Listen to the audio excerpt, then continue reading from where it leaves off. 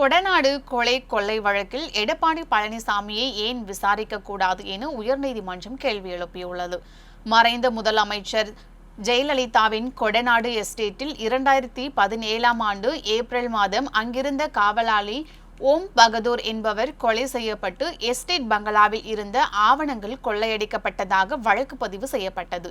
தற்போது நீலகிரி அமர்வு நீதிமன்றத்தில் விசாரணையில் உள்ள இந்த வழக்கில் முன்னாள் முதலமைச்சர் எடப்பாடி பழனிசாமி, சசிகலா மற்றும் இளவரசி உள்ளிட்ட சில நபர்களை விசாரிக்க அனுமதி கோரி வழக்கில் குற்றம் சாட்டப்பட்ட தீபு, சதீசன், சந்தோஷ் சாமி ஆகியோர் நீலகிரி நீதிமன்றத்தில் மனு தாக்கல் செய்தனர். இந்த வழக்கை விசாரித்த நீதிமன்றம் எஸ்டேட் மேலாளர் நடராஜனை விசாரிக்க அனுமதி அளித்ததுடன் மற்றவர்களை விசாரிக்க ஒரு மனுவை தள்ளுபடி செய்தது.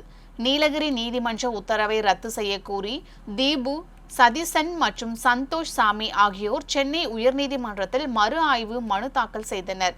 இந்த மனு நீதிபதி வேல்முருகன் முன்பு விசாரணைக்கு வந்த நிலையில் எடப்பாடி பழனிசாமி முதல்வராக இருந்ததால் சம்பந்தமில்லாமல் சமம் அனுப்ப கேட்க முடியாது என நீலகிரி நீதிமன்றம் ஏற்கனவே உத்தரவிட்டிருந்ததாக மனுதாரர் தரப்பில் சுட்டிக்காட்டப்பட்டது.